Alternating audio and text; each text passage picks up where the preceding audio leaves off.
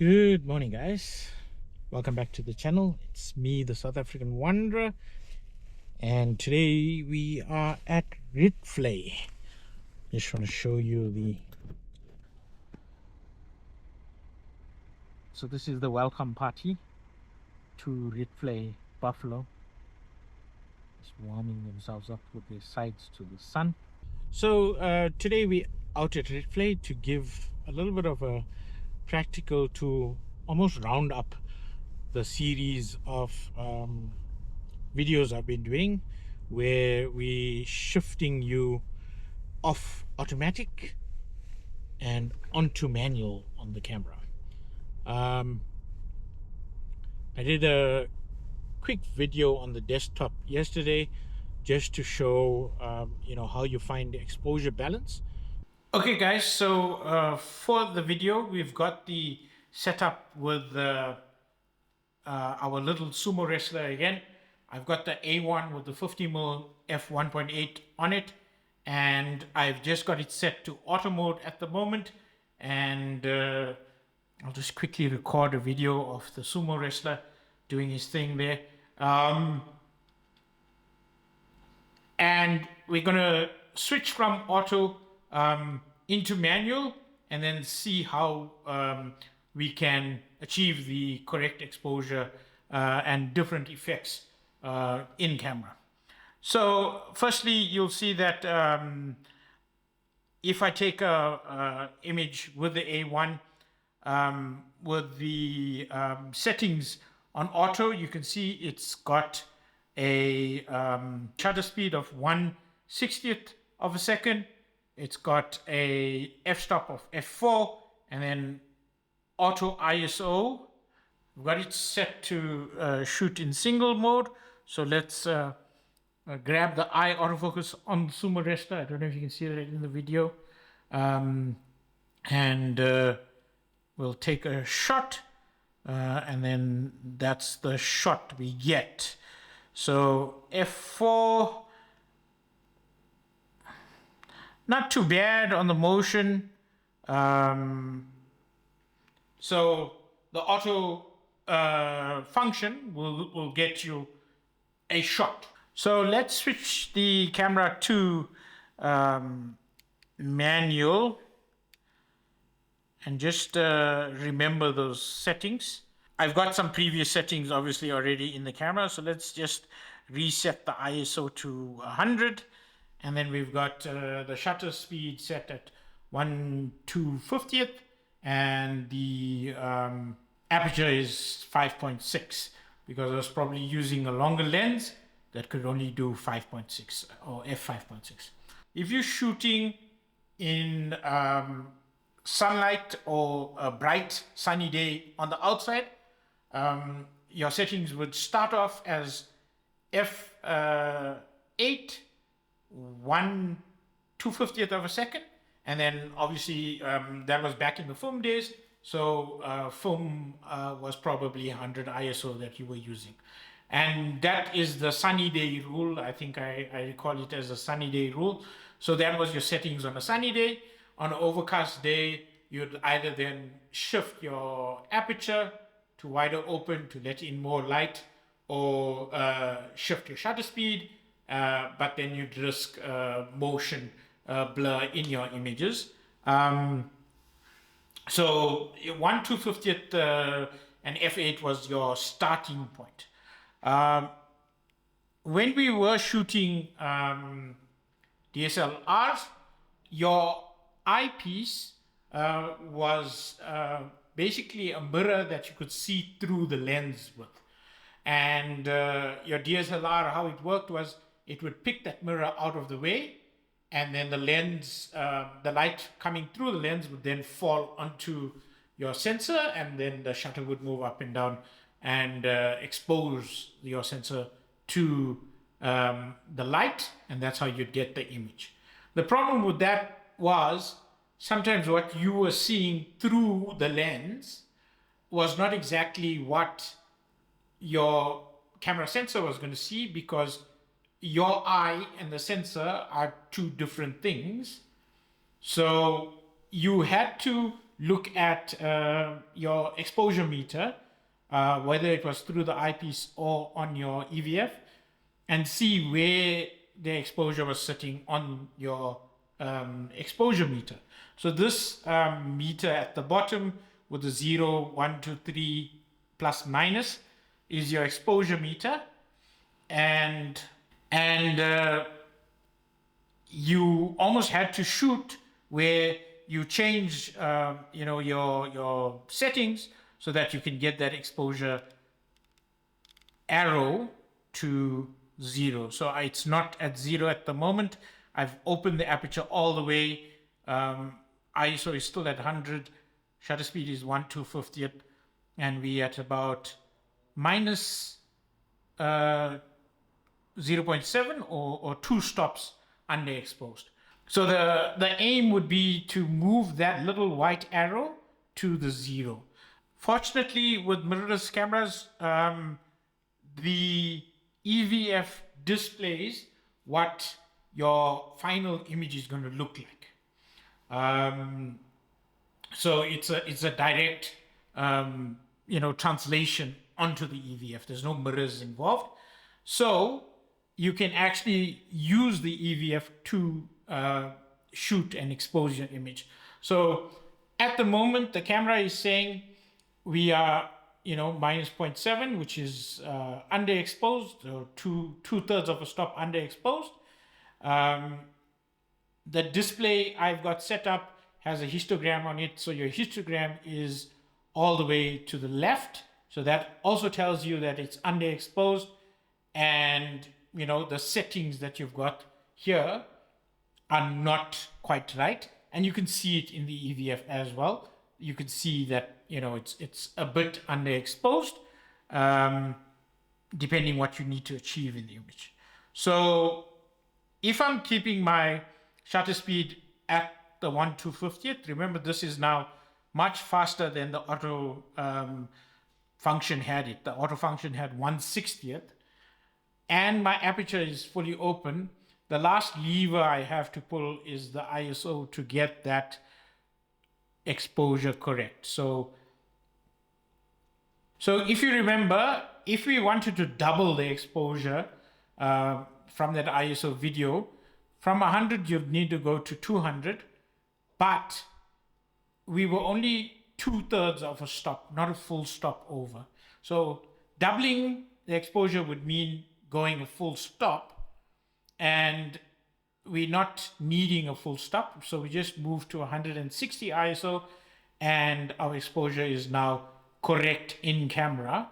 It may still look a bit underexposed, but the camera is taking into account the light around, and it's where the focus point is, and it's saying, right, it's balanced at the moment with all those lights behind and things like that. So we can take that image fully open on the aperture, and 1/250th and 160 ISO. And that will give you a correctly exposed image, but there's a few things that you may want to do. So this image, if we quickly zoom in, it's probably still got some motion blur,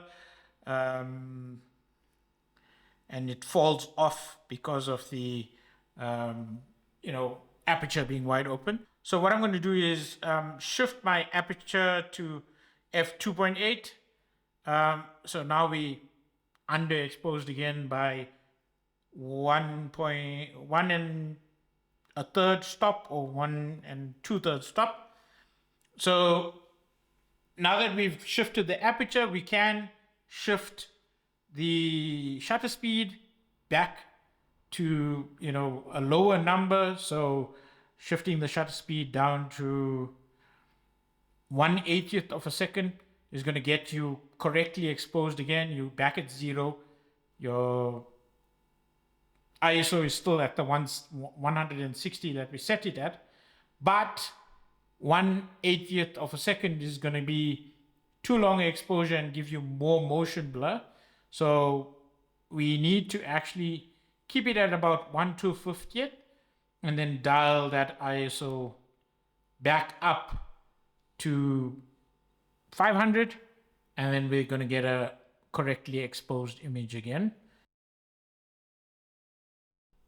So if you wanted to almost completely freeze that image, shift the shutter speed to, let's say, 1/800, just to make sure, or 1/1000 even, just to make sure you are not getting any motion in that image at all. And you're keeping your aperture at f2.8 for that little bit extra depth of field. You're going to have to shift that ISO all the way up to 2500 to get it correctly exposed, and take that image again. But now you've gone into the territory of quite high noise at 2500. With some software, we can reduce the noise. So that's to freeze the motion. If you wanted to go the other way and show the motion, so if you wanted to have a 1 second exposure, so we get it to 1 second, you'll see I've got zebras set up on my screen that says the whole image is now overexposed. Exposure balance is +2 and blinking, so it's off the band almost.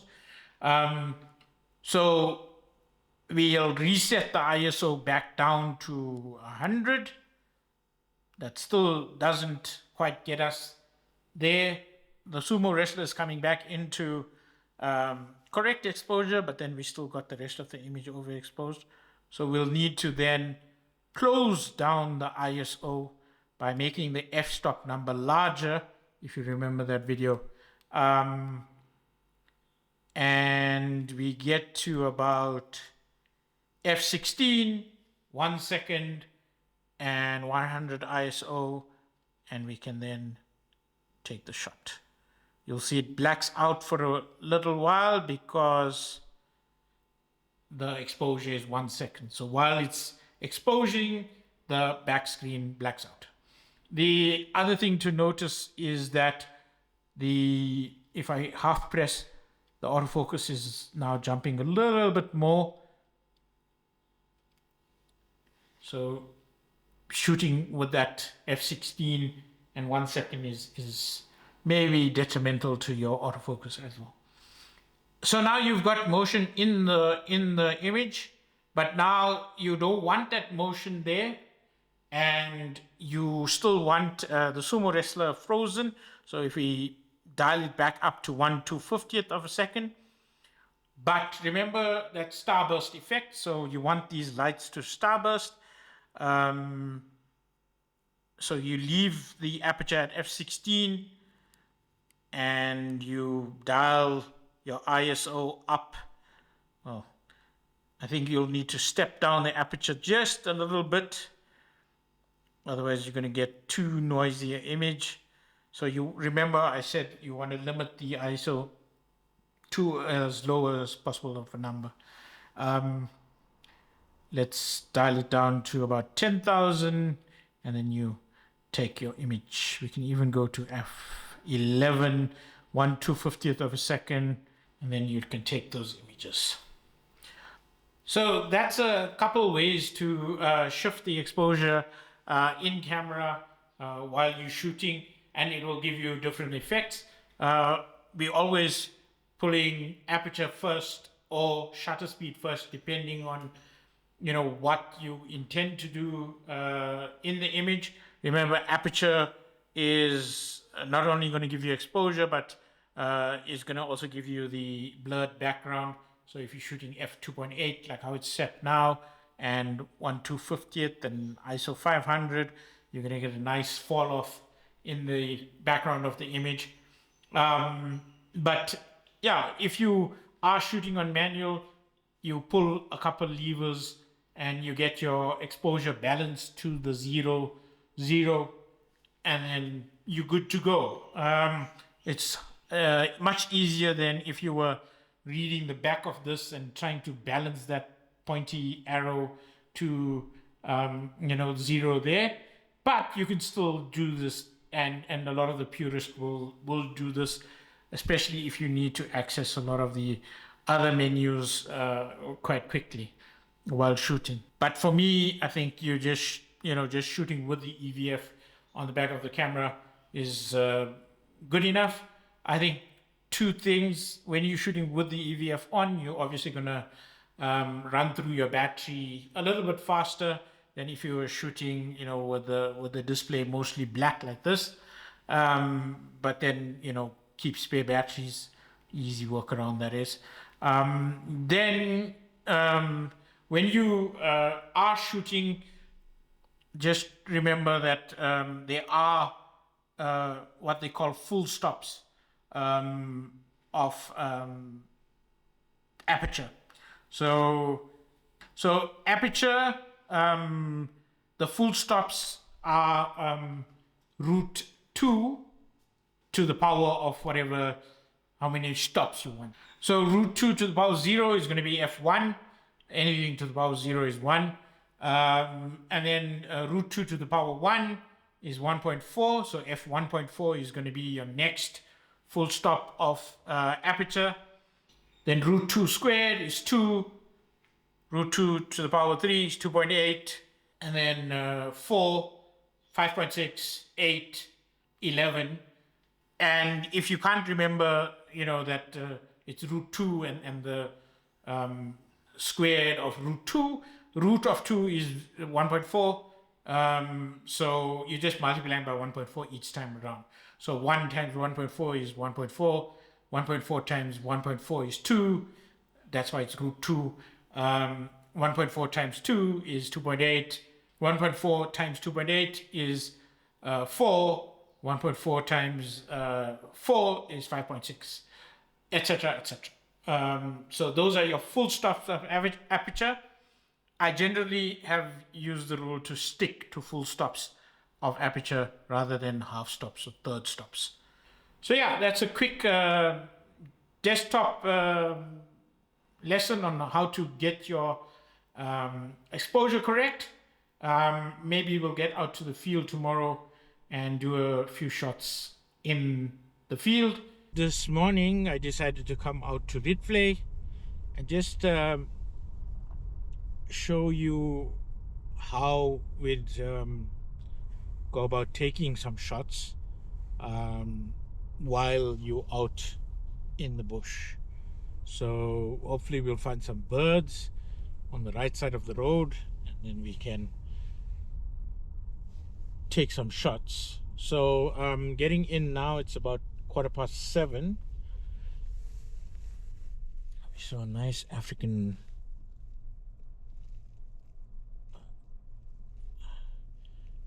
snipe here. So yeah, just getting in now. Still quite early, so still quite low light. So I've set up the camera so that we can get shooting as soon as we see something. So with the 200-600, there is a limitation that it is f5.6 at the widest open, which is just about 200 to about 320 mils, and then from there on in it's 6.3. So what I've done is set it to 6.3 and 1/800th of a second, and we'll use the ISO to balance out the exposure as we go through the day. So you can set auto ISO, and that's usually how I shoot. Auto ISO set to a range of 100 to 6400, and that's almost a little bit like a auto mode, where if the light is quite low, the camera can adapt to the other settings that you have. But yeah, today we're going to shoot with manual ISO and balance out the photos. So let's see what we can find in terms of some animals to shoot, maybe some birds, and then yeah, see a little bit of the different scenarios and how we would shoot in them.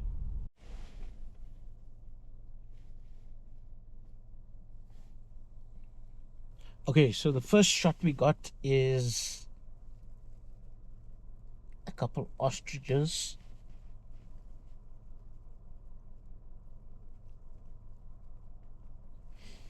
And keeping that 1/800 and f5, sorry, 6.3, the ISO is at 320 because the sun is almost directly opposite us, so those ostriches are in full sun.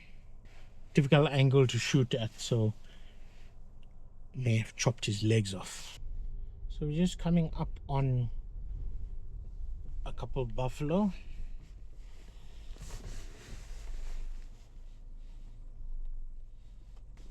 So still shooting that 1/800 and f 6.3, and the ISO still required is 320. Ideally, you'd want a little bit of a shallower depth of field, so you'd want a wider open aperture, because if you look at the photos, there are some pylons behind the buffalo that are showing up in the photo, while a wider aperture or a shallower depth of field would actually make those pylons disappear in the background. So I think one of the tips almost is when you need to shoot and when you almost forego shooting. So there's a large herd of buffalo to the left as we're driving here, but as you can see, the sun is also to the left. So shooting into the sun is going to give you very contrasty, very washed out images, especially with the buffalo that are quite dark. So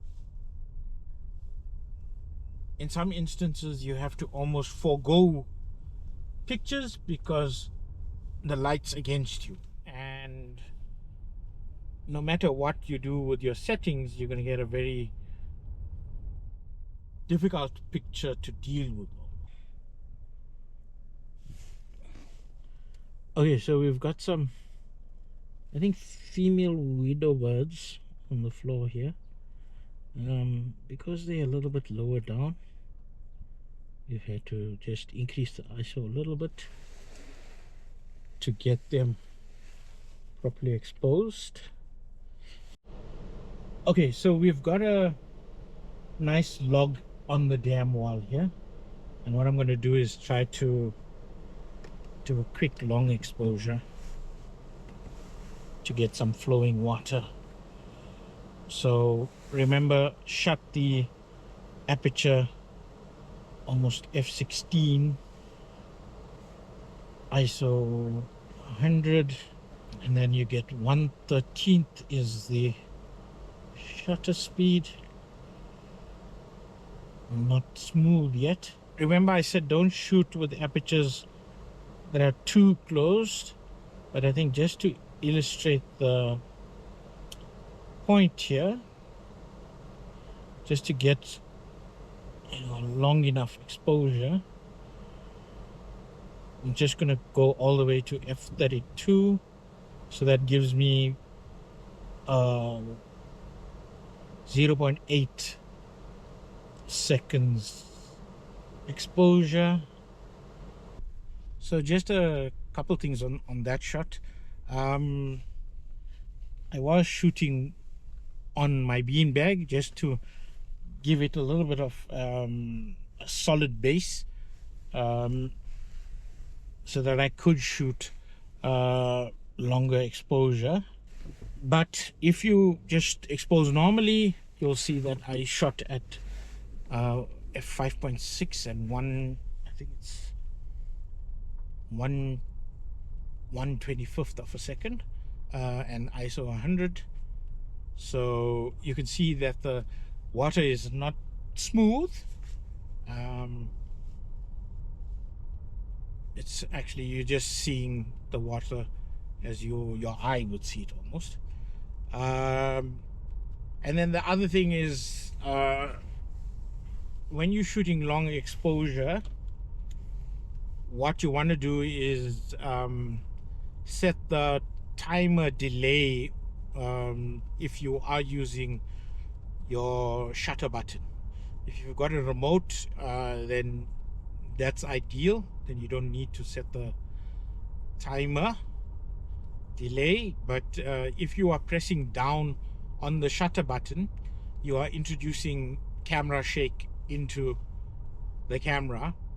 So what you want to do is usually have a 2-second delay between pressing the shutter button and the actual shutter release. Okay, so we've got a few guinea fowl. I'm gonna try and pick one out. They're a bit backlit, so what we're gonna do is try to get the exposure as balanced as possible, and then in post we can pull up shadows. So let's isolate one of these guys. Okay, so we are at f 6.3, 1/800 still, and now we're using ISO 640 to balance out the exposure, because this side of the guinea fowl is in shadow. So one other thing you'll notice is I'm shooting f6.3, and in the earlier part of the video I mentioned that you have full stops of aperture, so f2.8, f4, f5.6. Unfortunately, this 200-600mm lens doesn't do 5.6. It does 6.3, and the next full aperture stop is f8. So in theory I should be shooting at f8, but that means it's a full 2/3 of a stop less light that I'm getting in, and a little bit more of depth of field, so you're not blurring the background as much as 6.3. So on this particular 200-600mm lens, I shoot at f6.3 most often, even though it's not a full aperture stop, because closing it down to a full f8 stop would mean a little bit of image quality loss in terms of background and then light as well. If we're shooting 640 ISO and we have to shift 2/3 of a stop on the ISO, I think it gets us to 1000 ISO. I'll double check that quickly. 640, 800, 1000, yeah. So it gets us to 1000 ISO, and I think in sunny conditions like this, it's not so bad. But if you were, for instance, already at I don't know, 2000 ISO, and you had to shift 2 extra stops, so let's say you're doing early morning birds in flight and you were shooting a much faster shutter speed, so 1/2000 of a second, to get the same exposure, that extra 2/3 of a stop shifts you from, say, 2000 to 3200 ISO. That's a little bit significant. Alright guys, so we just stopped at the Island View hide. The aim was to try and get some birds in flight So I had to get a faster shutter speed, made it 1/2000. But the birds were against like a white background and well lit, so the ISO required wasn't too high. It was between 400 and 640 with the f6.3, and then I stepped down a little bit on the aperture, made it f8, and then the ISO increased to about 800 to 1000 depending on where the birds were in the frame. And then we got a I think it's either a reed wobbler or a swamp wobbler. I think it's a reed wobbler, African reed wobbler, that was catching some insects on the surface of the water. So I was shooting at about 1/1600, and because it was in the shadow, the ISO was still between 640 and about 800 with f6.3, but the bird was dipping into the sunlight every now and again. So we also got a African swamp hen that came past, very backlit because it was on the wrong side of the hide, and then we got some grebes as well. So yeah, with the reflections on the water and the sun, shining off the water, I could shoot at 1/1600 of a second, f8, and ISO 640. So yeah, some nice bird sightings at the Island View. So I think I'm going to make my way out now. The sun's gone a little higher in the sky. It's behind some light clouds, so you're getting a little bit diffused light.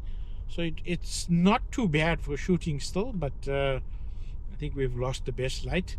And yeah, I'll make my way back to the gate. If I get any shots, I'll just add them in and add the details of what the exposure settings were for those shots. But it's been a good morning so far, and just to demonstrate different exposure requirements when you're shooting different action out in the field. So yeah, this is going to be me signing off, and hopefully this series has been enlightening and gives you some insight into the thinking. Oh, there's another kite. The thinking that goes behind shooting out in the field when you're shooting on manual. It's not too much thinking. It's becomes almost second nature and intuitive when you've been shooting on manual long enough. And yeah, there's a few other settings you need to bear in mind when you are out shooting, such as your metering mode, your autofocus modes, your white balance, and things like that. But we can cover that in separate videos. We don't all need to cover that now while we're learning exposure. So slowly going to make my way back out, and then we're going to call it a day from here. We'll catch you on the next video.